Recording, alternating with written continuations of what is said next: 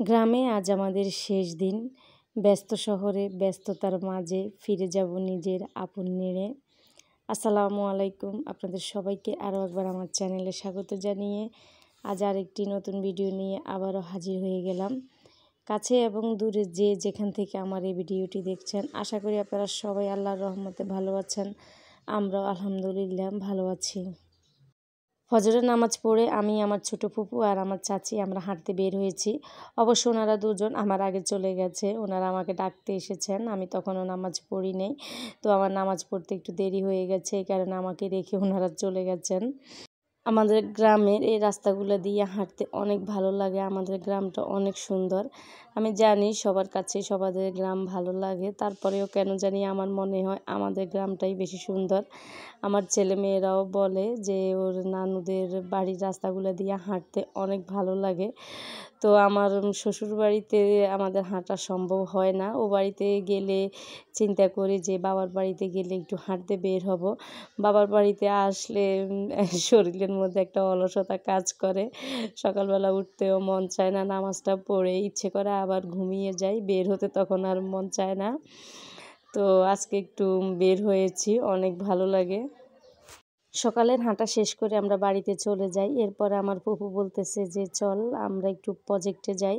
তো প্রজেক্টের মধ্যে আমার আব্বা শাকসবজি গাছ লাগিয়েছেন। আমার ফুপু যেহেতু আজকে চলে যাবে, উনি কিছু শাকসবজি নিয়ে যাবে বাড়িতে। তো আমাকে বলতেছে যে চল, আমি বলতেছি যে না আমি যাব না, আমার ভালো লাগে না। পরে আমার ফুপু বলতেছে যে আমার একা একা যেতে ইচ্ছে করে না, চল আমরা দুজনে মিলে যাই। তো আমি, আমার ফুপু আর আমার আব্বা আমরা তিনজনে আসছি।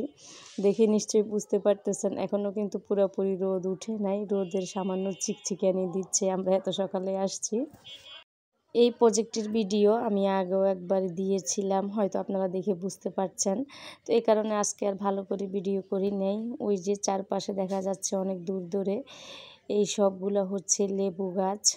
তো আমি আগে যখন ভিডিও দিয়েছি তখন এই লেবু গাছগুলোর সাথে সাথে পেঁপে গাছও ছিল। এবার আর পেঁপে গাছ নেই। প্রত্যেকটা গাছেই কি সুন্দর লেবু ধরে আছে, দেখতে অনেক ভালো লাগছে।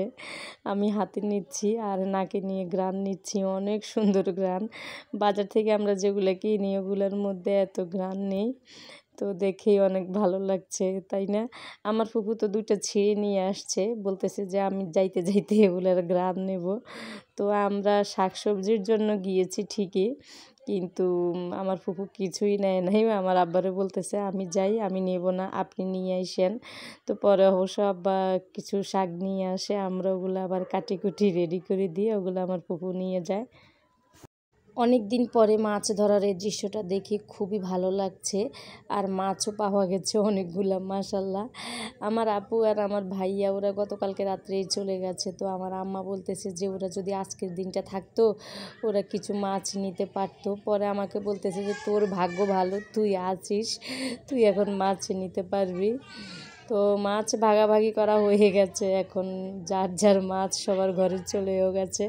এদিকে আমি আর আমার ছোট ভাইয়ের বউ আমরা মাছ কাটতে বসে গেছি। আমি যেহেতু বিকেলেই চলে যাব, তো মাছ কেটে একটু ফ্রিজে রাখবো, এই কারণে আমরা দুজনেই মাছ কাটতে বসে গেছি। তো আমি মাছ কাটি আর সেই সাথে আপনাদেরকে ছোট্ট একটা রিকোয়েস্ট করি, আমার আজকের এই ভিডিওটি দেখার পরে যদি আপনাদের কাছে ভালো লেগে যায় তাহলে প্লিজ ভিডিওটিতে একটা লাইক দিতে ভুলবেন না, আর আমার চ্যানেলটিকে সাবস্ক্রাইব করে পাশে থাকা বেল আইকনটিতে অল অপশনে ক্লিক করে দিবেন। এতে করে আমি যখনই কোনো ভিডিও আপলোড দেব আপনারা চাইলেই তা দেখে নিতে পারবেন। গ্রামে আজকে আমাদের শেষ দিন, জানি না আবার কবে আসব, উপরওয়ালা আবার কবে নিয়ে আসবেন। মনে হচ্ছে যেন দিনগুলো খুব তাড়াতাড়ি চলে গেছে।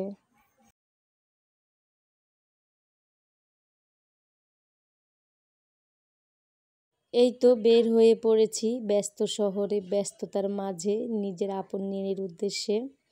আপনারা সবাই দোয়া করবেন। তো ভিডিওটা আমি আজকের মতো এখানেই শেষ করব। আবারও অন্য কোনো দিন অন্য কোনো নতুন ভিডিওতে আবারও আপনাদের সবার সাথে দেখা হবে। ততদিন পর্যন্ত আপনারা সবাই ভালো থাকবেন, সুস্থ থাকবেন আর আমাদের পাশেই থাকবেন। আল্লাহ হাফেজ। আসসালামু আলাইকুম।